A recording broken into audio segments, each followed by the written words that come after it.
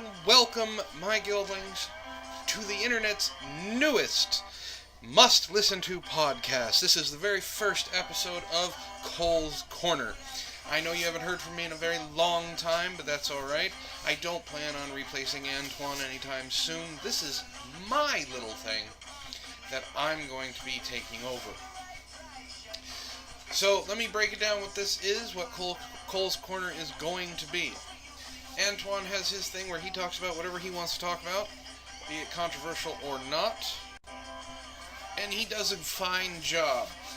What this is for me. It's what Help for the Guildless was supposed to be. So Cole's Corner is going to be dealing with geek stuff. Now I am going to try and keep as much of the anti-SJW and anti-feminist stuff out as I possibly can, but sometimes there are certain issues that just happen to involve it. Now, what I'm going to be talking about on this very, very first episode of this brand new podcast is, well, something quite controversial. Well, a little bit, for the most part. I don't do what Antoine does. I'm not going to be doing responses or anything like that. What you see is me doing my placement matches for Season 3, or at least the highlights, in Overwatch. And that's what I'm going to be talking about. So, a part of the controversy is, well, we have our first LGBT character in Tracer. Brand new comic came out that's already been banned in Russia because fuck Russia, I guess. And it's because we see Tracer, well, we see Emily, which is Tracer's roommate / girlfriend, kiss Tracer. I have two thoughts on this, and that's all I'm really going to talk about because there's more stuff that I want to talk about Overwatch. The comic's name is Reflections, and it brought about a lot of stuff, so let's get this Tracer BS out of the way, and that's exactly what it is. My first point is this. Tracer didn't come out as gay in this world. Okay? This is just Blizzard kind of showing us a day in the life of Tracer. So, Tracer has been gay for a very long time. Why is this any different? Well, it's because it's been brought to the forefront. And my issue with it is twofold. One, people are getting pissed off at this for no fucking reason. Look, it's been in the world of Overwatch, it's been normalized. Everything that Tracer is accepted by her teammates, by Overwatch itself. Like I said, this is just a day in her life. And why people are getting pissed off, I don't know. Because she doesn't come out and say, I'm a lesbian first? If being a lesbian is part of her identity, but not her identity, if that makes sense. She's so much more, and then being a lesbian is at the back end of it. And yes, I can say lesbian because Blizzard came out and said she's not bi, she's not pansexual, she is a lesbian. Good for her. The fan community still adores her. She's still a beautiful, pixie-ish, jubilant ball of energy, and she was the perfect poster child for Overwatch. Now, here's my second point, and then we'll move on to the other stuff that I want to talk about. There have been media outlets that have come out basically saying, we don't understand why fans of Overwatch aren't more pissed off that Tracer's gay. We had, what's going on? Here's a little hint. The Overwatch fandom is separated into two communities. The first community is the family-friendly community. And that's where Reinhardt and Anna are grandma and grandpa, Soldier 76 and Mercy are mom and dad, Reaper is the cool uncle, and then everybody else is the kids. Then there's the other side of the fan community, which is the adult side, which actually means that all of the characters are in relationships, and the only reason they're fighting each other is so they can decide who's gonna fuck who. Alright? In that portion of the community, all of the characters are gay. And I don't mean, oh no, it's just the women. I mean, all of the characters are gay in the fan relationships. You have couples like Mick Hanzo, which is McCree and Hanzo, which is a popular one. You have Pharmacy, which is Farah and Mercy. Then there's the normal ones. And I don't mean normal as in being gay and lesbian isn't normal. I mean normal as in like Anna and Reinhardt are a relationship, even though that hasn't been confirmed by Blizzard. Junkrat and May. Now, just to be honest here, we all thought Zarya was going to be the one that's the first LGBT character.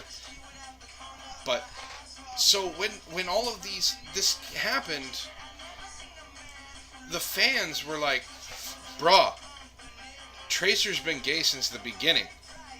And the popular fan relationship is Tracer and Widowmaker. So this kind of destroyed that. A lot of people were upset about that, but not so much that Tracer was gay, because she's been gay since the beginning. It didn't matter. All right, I've seen fan art of Reinhardt and Torbjorn in a relationship. I've seen fan art of Genji and Hanzo in a relationship, right? So this is not a big deal. I don't know why people make it a big deal. It's not a big deal. But let's talk about what this comic actually introduced. The important stuff. Okay? Tracer being gay, big fucking deal. It's not anything. Now, the lore that is dropped because of this comic is pretty impressive. Okay? The second final page, page 10 of 12 of this comic, is a bunch of panels interspliced with each other. And this is where we get to the heart of some of the lore.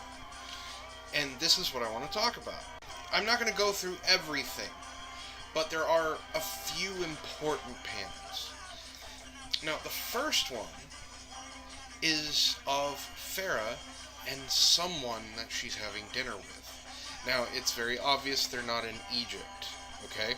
Why? Because it's snowing. But Blizzard has come out and openly stated that this is not a date.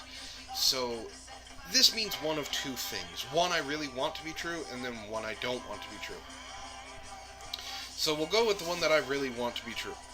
That this person is a colleague of hers, maybe someone from her old group that we saw in the comic for her before. Which would be awesome, and she's just checking up on them because they're friends, and they're having dinner together. Perfect, because that means that the Reinhardt-Anna thing could be possible, that where Reinhardt is actually Farah's father, since we don't know who Farah's father is. But the second part of that is the one that kind of debunks that. Now, the page before this, Winston is talking about family and friends. Here, let me quote it.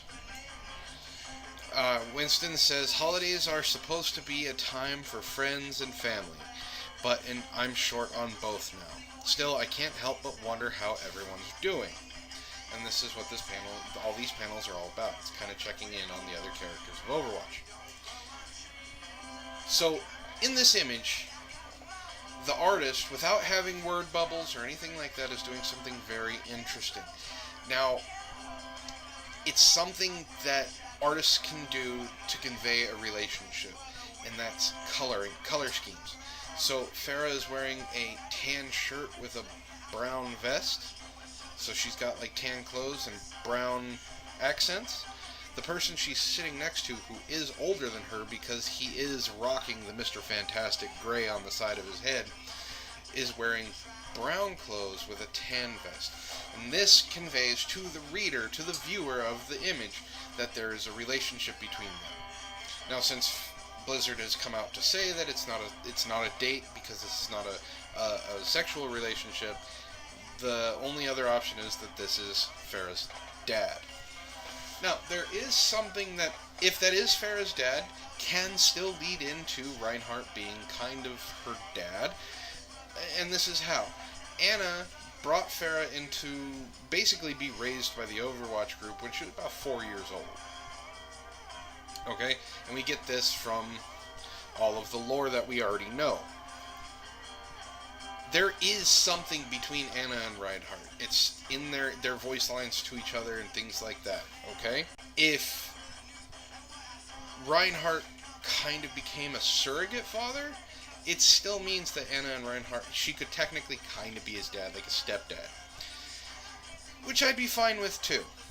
And now that brings us to Reinhardt. In the middle of this ginormous panel of different images, we see Torbjorn sitting next to his very hot Swedish wife, and Reinhardt reading a story surrounded by kids and his companion from his comic. Blizzard was asked, whose kids are those? Blizzard came out and said, all 8 of those kids are Torbjorn's. So, we at least know one thing about Torbjorn. He finishes what he starts. Anyway, I think it's sweet, and it's also it also shows more of a relationship between the original Overwatch crew. Now, there's a voice line Easter egg that happens between Reinhardt and Torbjorn, and I don't know if people know this, but Torbjorn actually had a hand in creating Reinhardt's armor. He also had a hand in creating some other Crusader armor, but specifically Reinhardt's. And in the voice line, Reinhardt is talking, it happens on Eichenwald most of the time, where Reinhardt talks about his armor, and Torbjorn basically says, don't put any dents in it this time. So it kind of shows that even though Reinhardt doesn't have a family, he does have a surrogate family with Torbjorn. And also, Torbjorn's left hand, his claw that produces the molten lead for his gun, can be replaced with a mechanical one, apparently. So that's actually pretty cool.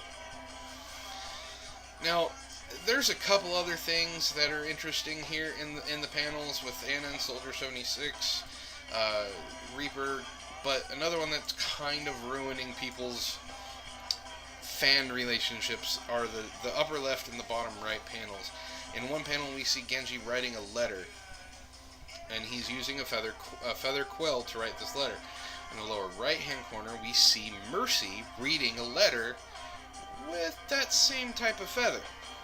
So there is a possibility. Now, as we all know, Mercy kind of created Genji in keeping him alive and putting him in the cybernetic body and whatnot. So there could be a romantic relationship there.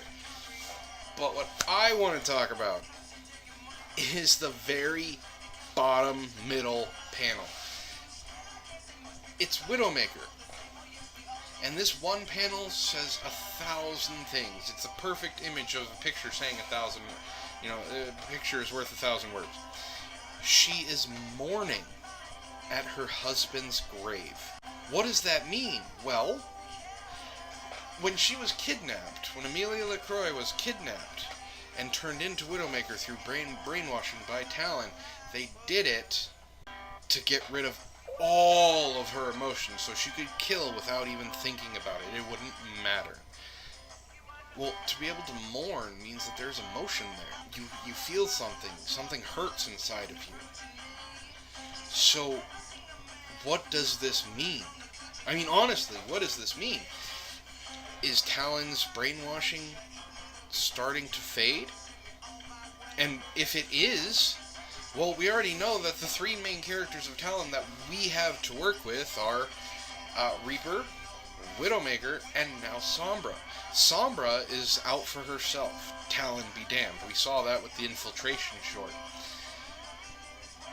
Reaper is their go-to guy. He is the poster child of Talon. He wants revenge on Overwatch. He wants revenge on the heroes. He wants to do whatever he can to make these people hurt. Widowmaker's kind of that wild card. Even now, or even more so now, with the possibility that her brainwashing is going away. Think of that. You've killed hundreds, if not thousands of people without remorse, without doubt. Just aim, one shot, one kill. You've went through horrible tests that turned you blue. Your heart beats at less than 50 beats per minute, which is why you look like a giant Smurf. Smurf with a nice ass, but a Smurf nonetheless.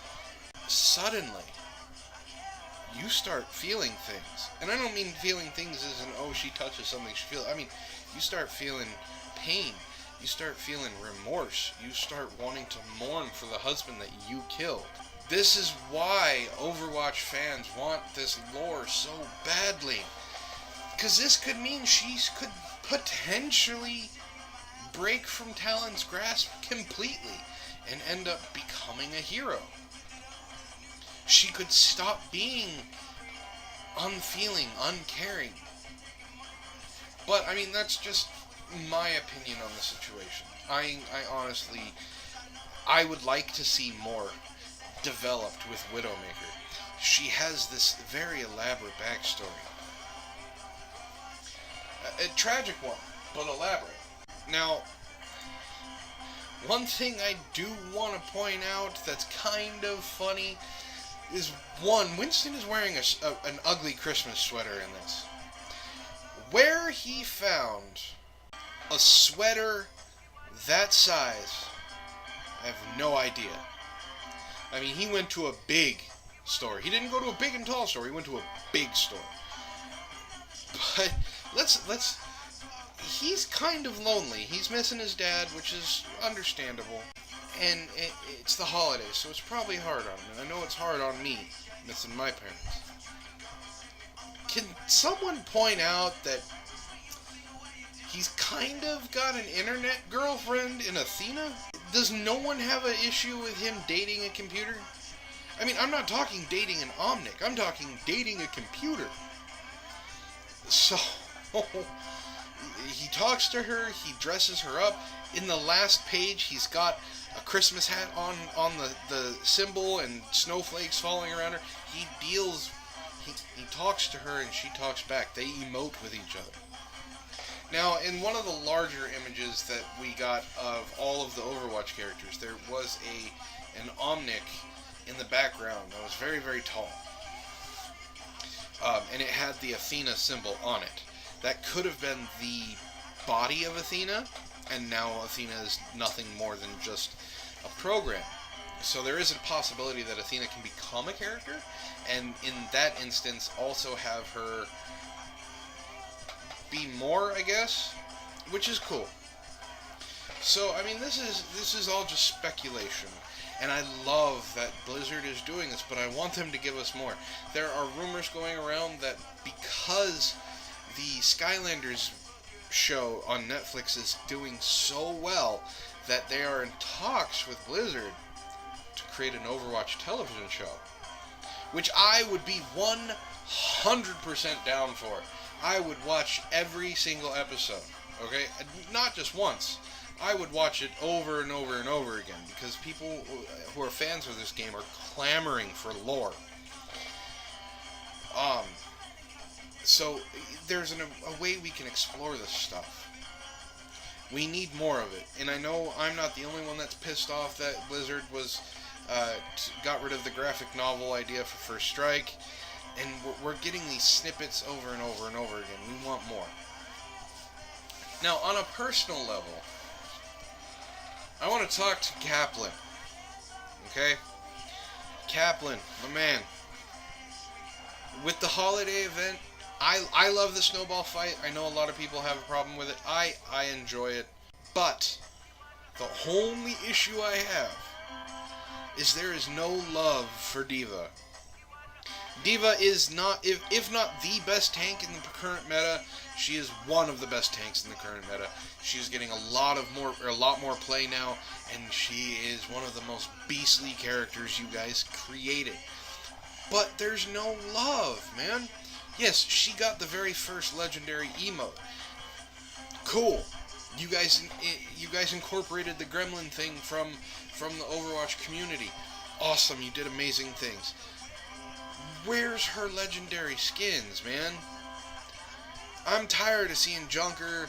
I'm tired of seeing Junebug and Biva. I want something new. Yes, she got a skin with the Summer Games that's her mech is all blue and she's wearing her Korean outfit and it's all the Korean colors. Awesome. That's not what we're talking about. Okay, Reinhardt has gotten 3 badass skins. Reaper's gotten 2. Mei has gotten a few. Yeti, the Winston Yeti skin is goddamn beautiful. Alright? You're doing all this stuff for everybody else. Reinhardt, Junkrat, Soldier 76, even Symmetra's very nice vampire skin. All of this stuff. Diva has gotten jack shit. The only other character who has gotten jack shit except for a Summer Games skin is Widowmaker. And she got a highlight intro. Okay? A highlight intro that made Overwatch fans cream their jeans, male or female, because the people who design Overwatch understand the community. You gotta show Diva some love, man. Please give us a legendary skin. There are so many just fan-made skins out there. Contact them, make the skin. I saw a reindeer skin and a sleigh skin for Christmas. I saw a pumpkin skin for Halloween that would have been perfect. That's just my personal gripe. I play the game a ton. I love the game just like everybody else does. I have my ups and I have my downs. I've had some downs for the last few days. The Overwatch has fucked me royally. But I'm still going to come back. I'm still going to play more. I did a review a while ago for Overwatch. It's still getting better. Incorporating new characters, incorporating new maps. Can't wait for Oasis to hit console. The whole thing. Thank you very much, Blizzard. Thank you, Dave Kaplan. Thank you, everybody, for this game. And that's all I really have to say, guys. Thank you for joining me on this very first podcast of Cole's Corner. I hope you join me more. If you don't like what I have to say, but you like what Antoine has to say, we're going to be doing kind of the switching off thing. I'm hoping to have this my own day to do this weekly. So if you don't like what I have to say, you may like what Antoine has to say. If you don't like what Antoine has to say, you may like what I have to say. If you don't like what either of us have to say, why the hell are you listening? If you like what both of us have to say, welcome. Please subscribe. Hit like if you like this video. Share it around. If you think I'm an idiot with some of this stuff I said, please let me know. I hope to do more of these if my schedule allows it. You can follow me on Twitter. I have a Tumblr page. I also have a Twitch channel if you want to join. I stream religiously every Friday night at starting around 9 o'clock Pacific time, 9 p.m. Pacific time. Join me. I play until about 3 o'clock. You can chat with me and my friends if you want. Thank you for listening. My name is Cole Spire. And I hope you all have a wonderful, wonderful holiday season, and join me for more geek stuff in the future. Have a good night, everyone.